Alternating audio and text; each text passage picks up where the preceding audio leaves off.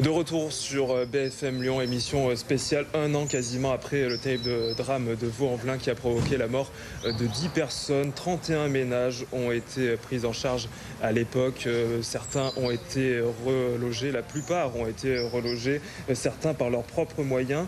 Et certaines familles attendent encore d'avoir un logement définitif. Lucie, tu as rencontré une de ces familles, tu vas nous proposer un reportage. Oui, j'ai rencontré Anissa qui vivait donc dans cet immeuble du 12 chemin des Barques avec ses 4 enfants. Elle n'a pas encore de solution définitive de relogement. Elle est relogée à titre provisoire dans un immeuble de Vaux-en-Velin. Je l'ai rencontrée il y a quelques jours. Je vous propose d'écouter ce témoignage. Cela fait maintenant 9 mois qu'Anissa et sa famille vivent dans ce 3 pièces. On a mis 2 enfants par chambre, mais qu'on ne peut rien faire de plus. Ils n'ont pas d'espace de jeu, ils sont à l'étroit et puis nous, on se contente du canapé. Donc, ce ne sont pas des conditions optimales. Mais bon, on s'en contente. Ces derniers mois, la famille a eu plusieurs propositions différentes pour se reloger définitivement. Des solutions qui n'étaient pas adaptées à leurs besoins. On nous fait des propositions d'appartements en étage. Sauf que on refuse.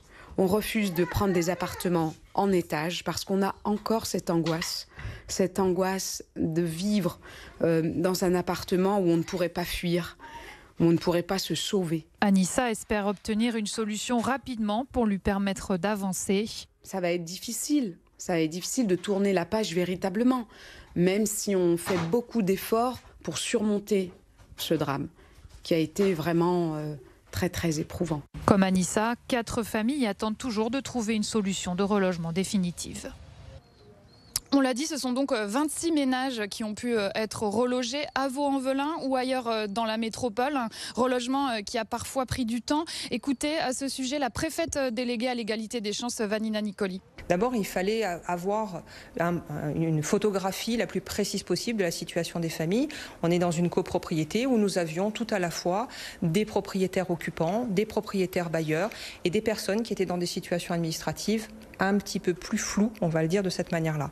Donc on a pris le temps de véritablement faire un état des lieux, de faire parler les familles aussi pour établir véritablement quels étaient leurs besoins. Et donc il fallait, et c'est tout l'accompagnement psychologique aussi qui nous a permis de le faire, ça a permis de formaliser les choses, de faire exprimer les choses et donc mettre en adéquation les besoins qui ont été identifiés avec les logements qui sont disponibles. Et vous savez à quel point sur le territoire de la métropole de Lyon, nous sommes sur un secteur tendu où les logements disponibles sont assez rare. On est toujours devant le 12 chemin des Barques et on accueille notre nouvel invité, maître Yves Hartmann. Bonjour. Bonjour. Vous êtes l'avocat des parties civiles. On va parler avec vous dans quelques instants du combat que mènent les victimes pour retrouver des réponses à ce qui s'est passé il y a 1 an. On en parle dans un instant, mais d'abord on fait un point sur l'enquête et c'est avec Guillemard Rodi. Quelques jours après le drame, les premières constatations des experts incendies orientent les enquêteurs vers la piste accidentelle. Aucun produit déclencheur de feu n'aurait été retrouvé sur les lieux, pas d'éléments chimiques, pas d'hydrocarbures. C'est donc ce qui oriente les enquêteurs sur la piste d'un accident. L'instruction se poursuit et quelques mois plus tard, on apprend que le feu a pris dans un canapé installé dans le hall de l'immeuble par des squatteurs. Le 12 chemin des Barques est un point de deal depuis de nombreuses années. La responsabilité de ces dealers, déjà pointée du doigt par les habitants quelques heures après le drame, est encore une fois questionnée. Ce n'est que le 5 décembre dernier que les premières interpellations ont lieu.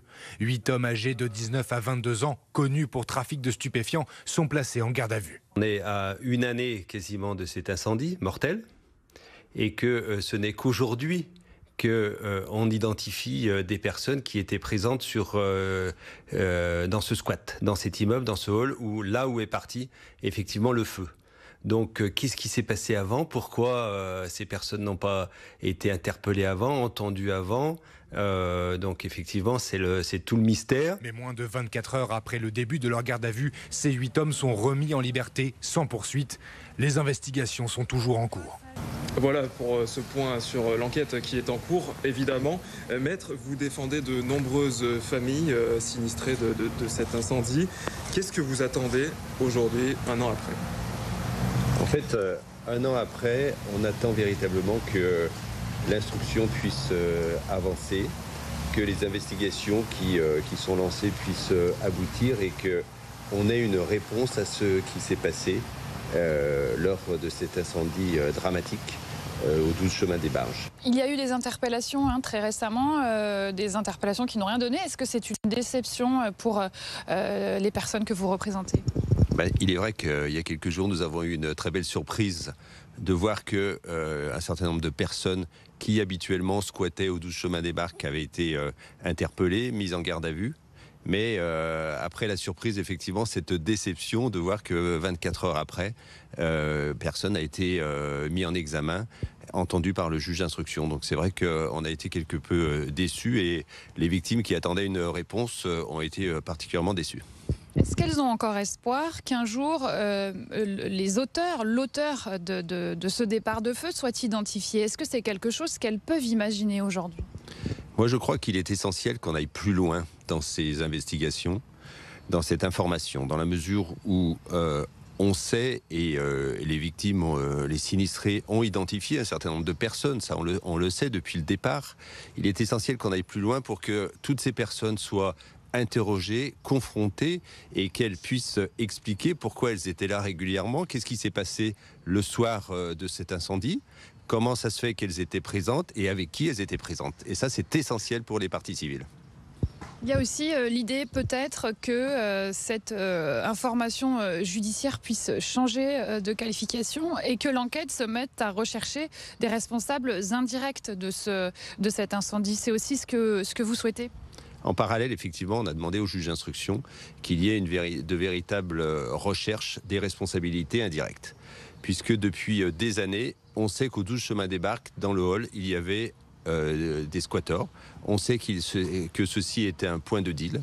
Et on savait qu'il se passait un certain nombre de choses régulièrement, au point que les résidents du 12 chemin des Barques n'osaient parfois plus rentrer à leur domicile. À plusieurs reprises depuis des années, et notamment d'une manière très récente, juste avant l'incendie, les résidents ont sollicité les pouvoirs publics.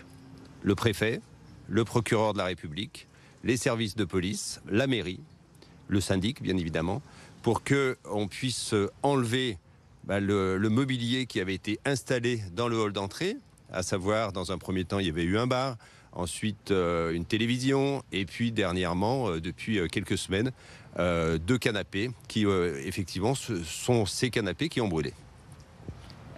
D'ailleurs, ça, c'est une des avancées majeures de l'enquête. On a appris que donc, ce feu est d'origine accidentelle et qu'il est parti de ces 2 canapés installés par les squatteurs dans le hall du 12 chemin des Barques.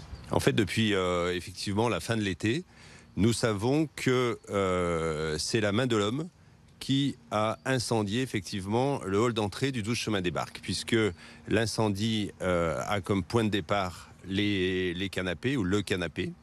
Et que c'est une main de l'homme volontaire ou involontaire, mais quoi qu'il en soit, c'est une infraction pénale liée effectivement à la présence de ces squatteurs.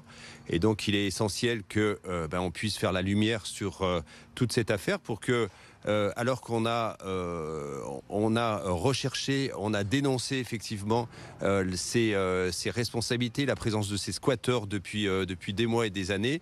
Pourquoi rien n'a été fait? Pourquoi les services de police n'ont pas agi? Pourquoi le préfet, le procureur n'ont pas agi?